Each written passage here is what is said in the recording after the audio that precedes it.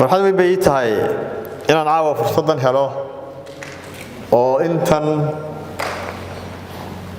oo dadkii ugu muhiimsanaa gobolka Togdheer inaan la hadlo oo hortooda hadalka jeediyo waxaan jeclaa in shirweynihii kadib aan halkan soo baxo oo fursadan intan ka horeyso hase yeeshee duruufihii jiray may saamixin isaga warqabteen waxaan u baxnay safar dibadda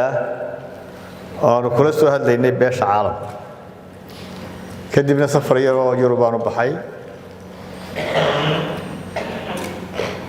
maalintan bilaahay suurtageliyay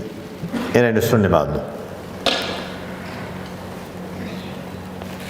laba xaalo waa ka warramayaa mid waa xaaladda guud ee dalka 18 November bishii hore ee bishii 11aad ayaan u baxay safarka dibadda 18 gelinkii hore axsaabta qaranku kulmiye iyo ucid iyo wadani waxay la kulmeen guddiga doorashooyinka qaranka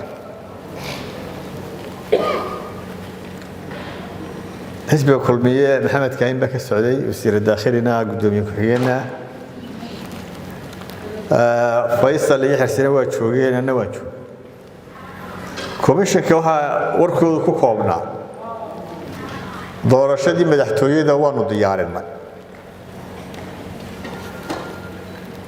beesha caalamkana waanu gudbinay Nairobi waanu ka nimi hadda waanu isla qaadanay waana aqbalay wixii aan uga baahnayn farsamo iyo dhaqaaleba madaxweynahana 3 cisho ka hor baan u gudbinay isna uu nala qaatay waxaanu yiri berbera madaarkan soo furayaa marka soo noqdo ayaynu hawsha dhamaynayna waxa berbera markuu tagay waxa uu tagay gudoomiye cusub ee wadani iyo gudoomiye Faysal madaxweynuhu kulanka uu furayay ama xafladda uu furayay berbera ayaa isbedelkii ugu horreeyay ka muuqday wuxuu dagaal ku qaaday axsaabtii iyo gudoomiyeyaasha wuxuu kaloo baajiyay kulamadii uu la lahaa guddiga doorashooyinka qaranka waanu ilaa maanta la kulmin taa macnaheedu waxa weeye dariiqii doorashada uu ka leexday sida ka warqabtaana waxa uu bilaabay in la abuurmo jawi muran ama khalkhal siyaasadeed iyo muran dastuuriya marka nuxurkeeda la soo gaabiyo murankaas maadaama uu ka leexday wadadii doorashada muuse waa cad yahay warkiisu wuxuu ka doonayaa wax la yiraahdo muddo kordhin ururadani waa ku gabad baa la furayaa urur laakiin qasdigiisu kama aha qasdigiisu waxa weeye inuu doorashadii muddadeedii dhaafiyo dabeedna muddo kororsi uu helo waxaanu anigu diyaar u ahay inaan xaalad ama arrin sharci darro ah wax kasta haday tegayso qiimo kasta haday tegayso inaan sina aqbalin waanu cadaynay ururada inaan ka soo jeedin ururadana waxay ku furmayaan sharciga ururada furayaana oo xeerka la yiraahdo 14/2011 oo la sameeyay xilligii aanu gudoomiyaha golaha ahaa madaxweyne Siilaan waa madaxweynaha xeerka loo dhaqan gala oo dalku leeyahay ma jiro midcan kamida oo ka bisi wax ka bedel golii hore sameeyay oo madaxweynaha loo geeyay soo diiday oo waraaq 3 beej ku soo diiday oo ku tilmaamay qeyr dastuuri sababtoo ah wuxuu ka hor imanaya doorashada madaxweynaha sidoo isagu ku sababeeyay wuxuu ka hor imanaya doorashadii guurtida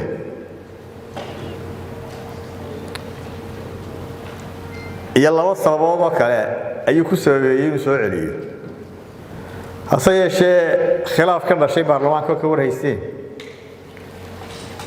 ayuu madaxweynuhu u arkay fursad dabeetana halkaasuu murankii ka bilaabay uu doonayay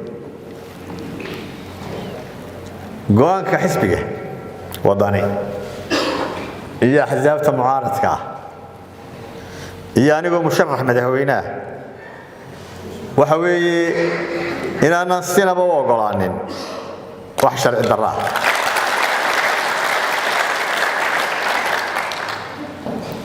waan isku dayaynaa dariiq kastoo sharciya inaanu sharciyadda ku soo celinno waan isku dayaynaa ujeeddada iyaduna ma aha inaanu dalkana khalkhalino waayo inaanu madax ka noqonnana doonayna laakiin waxay u eg tahay madaxweynuhu dee isaga ah madaxweynihii dastuurkana wuxuu farayaa oo ku waajibinaya inuu dastuurka iyo xeerarka ilaaliyo waxaanu dastuurku waajibinaya hadduu ka leexdo wuxuu mutaysanayaa maamuska xayuubin wax la yidhaahdo maamuska xayuubin waxa awood u leh golaha wakiilada hadduu dee ku wado sidaas dee way iman doontaa oo laga xayuubin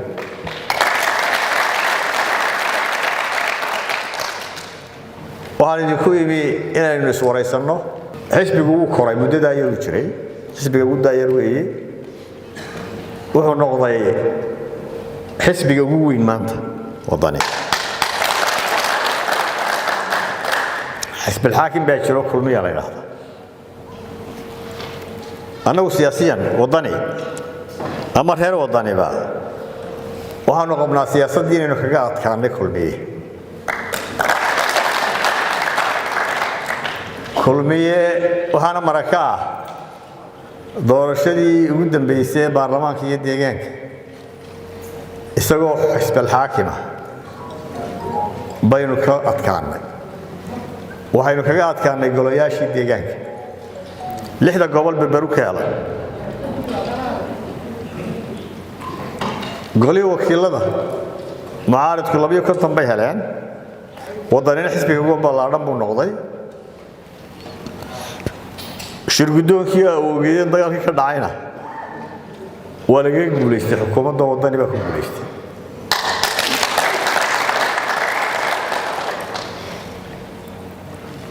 waxaanu qabnaa siyaasadii arrimaha dawladda inaynu kaga guuleysanay waanu kalsoonida beesha caalamka kaga guuleysanay maanta wadani cid kasta oo samaysay research ama baadhis ama gaala ha noqoto ama muslim ha noqoto ama Soomaali ha noqoto ama mid wadani raacsan ha noqoto ama mid wadani diidan ha noqoto waxay isku waafaqsan yihiin haddii doorasho la qabto wadani baa helaya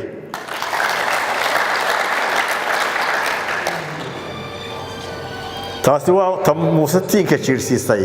ee sharciga ka leexisay